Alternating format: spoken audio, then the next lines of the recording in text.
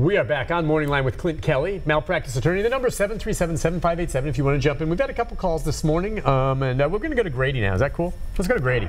Grady, good morning, my friend. Good morning, Nick and Clint. You know, I've got problems with emergency rooms when the doctor comes in and tells you that last time you was here, you found all 5 of our doctors. And I said, well, that's news to me. I said, you know, all my daughters, I've got 3 daughters, and of course they fight for the daddy pretty good. And they were asking questions, you know, why have y'all not come up with the reason he keeps coming back? And, Nick, you know, they had no answer. See if you can, see if Brady can call back. I wasn't sure. He keeps breaking up there. We'll see if we can get that a little bit clearer. It sounded to me, at least part of it, he was talking about, you know, his family constantly asking questions when things weren't going right. That just made me think about what you say. It's when you go to the hospital, man, ask questions, right? Absolutely. Press the doctors, and if they're not answering your questions, you know, you got to find another doctor. Well, it kind of goes back to what Joe said, stay out of the hospital if at all possible. But if you are unfortunate enough to wind up there, then it is essential that you bring someone with you there, whether it's a spouse, a friend, someone who can be a family advocate for you for 24 hours. Because if you have to stay there 24, 48, whatever, that person needs to be the one who goes to the nurse when the nurse comes in and says, what medication are you giving him? Yeah. When's the doctor going to see him next? What are you treating him for? Ask questions, because that prevents, believe it or not, a lot of negligent acts. The case we did with your client that had the wrong medicine was given the antipsychotic. It was her daughter that looked at the pill bottle and then realized that even though, you know what, the pills were similar. Right. And she figured it out. Unfortunately, it was too late. After she had already taken one of them. That poor woman. Imagine getting an antipsychotic pill that makes you flip out when you think you're getting a muscle relaxer for leg pain. Yeah, you start hallucinating. You're like, what is wrong with me? What is that? You know, you think you're losing it. And you know, you go to your pharmacy, Nick, that's the one place you figure they'll get it right.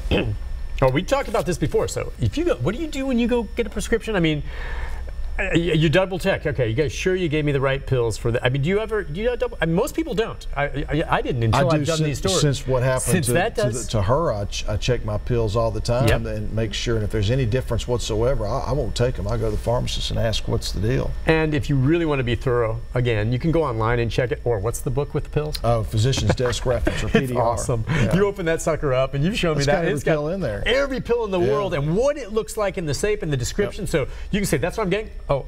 Yeah, they're the same. You can marry them up, all right. Pictures. I think Grady got closer to his source. So, Grady, can we hear you better now? Go ahead. Thank you, Dan. Anyhow, the last time I went in the hospital, one of the doctors come in and asked me, said, last time you was here, you fired all 5 of our regular hospital doctors.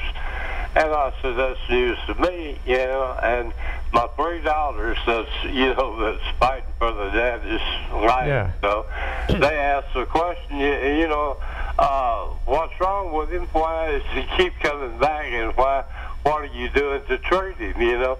And this is what come from that, you know, was they said I fired all 5 doctors. Of course, they brought my heart doctor in there, which was the best thing that ever happened. He said I had permanent damage to the left bottom part of my heart and it never would get any better. So, you know, at least he had an answer. And, you know, went to one of these rehab units they sent me to, and I had a PIC line that they were supposed to get blood out of, and 4 o'clock in the morning they come in and they go draw blood out of someplace else. And I said, they told me the blood needs to come out of the PIC line. I can't do it. I said, why can't you do it? He said, I'm not a registered nurse. I said, well, you find me a registered nurse, you know, rather than me being stuck. So, you know, at 4 o'clock the next morning, here he comes again. And I said, I told you, you need to check with the people around here. They're not supposed to draw blood out of any place other than PIC line. Yeah. I'll hang up and listen to y'all's comments this morning. Grady, not long ago, had bypass surgery, a major procedure. He sounds better. His voice is getting stronger, but he'd been through the ringer. He's seen it in the hospitals. Yeah. I don't think he got an infection or not, but even he was savvy enough to start asking questions. Always ask questions. That's one way to prevent something really bad from happening to you. And like you said, if you don't have a nurse that's doing the procedure and need a nurse, go get a nurse. Yeah, I mean, but you have to ask for it. Will they always accommodate you? I mean, sometimes, you know, Nick, I tell you what's getting to be like. It's getting to be like when you board an airplane. Yeah. You know how it's becoming combative. Sure. There's some similarities in the way that you're treated on an airline versus how you're treated in a hospital. You're looked at like cattle. Okay. Because at the end of the day, whether it's an airplane and you're the price of the ticket, or whether you're in the hospital and it's your insurance, either way, you're just a number to a lot of these people. Yeah. And because of that, there's not a close relationship between you and the healthcare provider, and that's when it gets combative. When you start pushing back on people, they have to be pushed. I mean, you're at the end of the day, it's your health that's at stake. Right. And so always ask questions, never be bashful about getting answers to things that don't seem right, or getting the right care that you need to get. All right. I'm sorry, did I miss who we have on one? Did we? Okay, let's go to Tony. Tony, good morning. Good morning, Nick. Hi, Tony. I want you to help me out with this. Like I told you last week, I was in that serious car wreck. My neck and back still killing me. The person that had no insurance license, and the officer didn't arrest the girl over here, didn't drug test her. So, but anyway, when I got over to this hospital by ambulance, they hooked me up with a lot of equipment. I was in a neck brace, and they done all the tests and everything, x-rays. So they said ain't nothing wrong. The doctor took the neck brace off and kept it and threw it in the trash. He wouldn't get it back. Why am I got to pay for something you done already took back? I'm waiting on the bill to come. And he just acted like it wasn't nothing. And as soon as I told him I was a veteran, they hurried up and got me out of there instead of taking me to the VA hospital in the beginning. So, which I told him to do. So now I'm going to have a bill for nothing. Yeah. And not to mention, they done took all the stuff back, even wanted to take the medicine back. Well, it's they immobilized you. Maybe they realized or felt he wasn't as badly hurt as they thought. Guess who wouldn't be getting a check for payment of that bill? I can tell you that right now. Is he going to get? He's going to get billed for that neck brace. I don't probably. know if he is, but if he is, if I'm him, I wouldn't pay it. Yeah, don't pay it. Yeah, you know, I just write a nice little letter to him saying, I'm not paying you for this. You took my brace off and didn't give it back to me. I'm not paying for something that you took back to yourself. Man, you know, one thing I wanted to hit on one more time, because bringing it up, we talked about, and I haven't seen if there's been a new development on the Bill Paxton, the actor who passed away.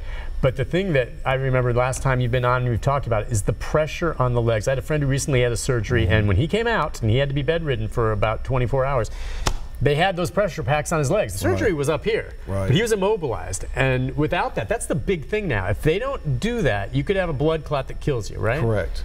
The whole idea now is to try to prevent blood clots from forming and then ultimately migrating into your lungs and your heart, which can kill you. It's called a pulmonary embolism. There are ways now, proven, tested ways, to prevent blood clot formation that can kill a patient.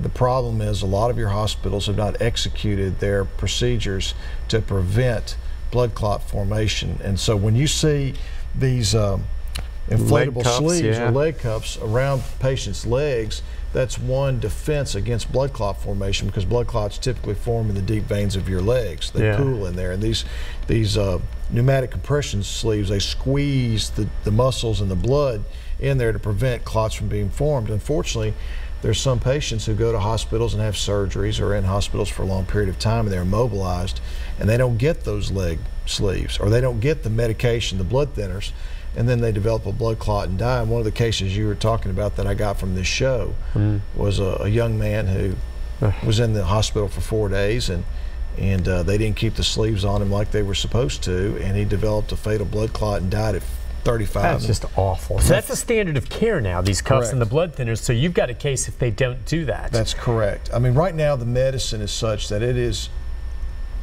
I can't think of a way that you would defend not putting sleeves or giving blood clot medicine to patients who are at least a moderate risk of developing blood clots. And remember, we're not talking, you're thinking, oh, okay, well, that's some elderly person maybe with procedure. That could be me, that could be you. Because I didn't realize, this is another thing I've learned so much from you, but I mean, if you're immobilized on a bed, and I'm a pretty healthy guy, am in the bed and for whatever reason can't move for 24 hours, I'm in danger of having a blood clot simply because I'm not moving and blood can pool. Right.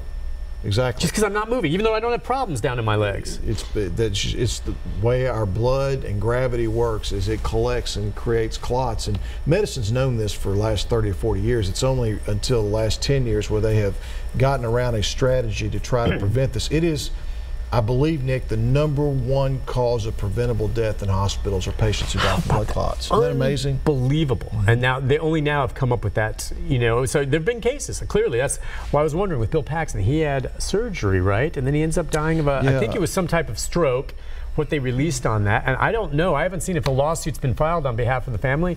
But if they didn't give him those cuffs, right?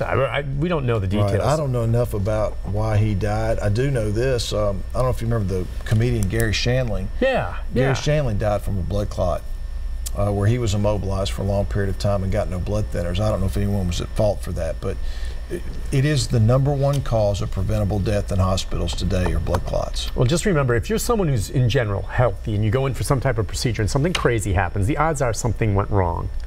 And possibly something that should not have gone wrong that could have been prevented. Yeah, that's the way we talk about. Make that call if you're not sure. My standard is if someone under the age of 55 dies in a hospital, you told me that. There's a 50-50 chance that it was the result of medical negligence. Because that just should not happen, barring something unbelievable. Right. Let's get Clint's information up on the screen. I don't know if you have it there at the number, but we'll have it in the final segment. If we don't, just remind folks where your office is, Clint. Yeah, it's in Hendersonville, but the phone number is 615-824-3703. They'll put it up on the board here. We'll do it when we come back. But I handle cases all across Middle Tennessee, or like that one I had, the blood clot case in Memphis. Just because my office is in Hendersonville, I go all over the place. Right. Nowadays, you can do a lot of work from your house. But if you think that you or a friend or family member has been the victim of a medical mistake that caused a substantial medical injury, give me a call because the call is free. I'll evaluate the case for free, and I'll let you know whether you have a lawsuit. And if you do, I'll take it. And you don't pay anything unless I recover you money. There it is. It's definitely worth it. And why wait? If you wait more than a year, you can be out of luck. So make that call. Clint, good seeing you. As always, a pleasure, my friend. We'll see you again soon. Yeah. Take a break. Programming note about tomorrow right after this. Thank you, Clint. Go print.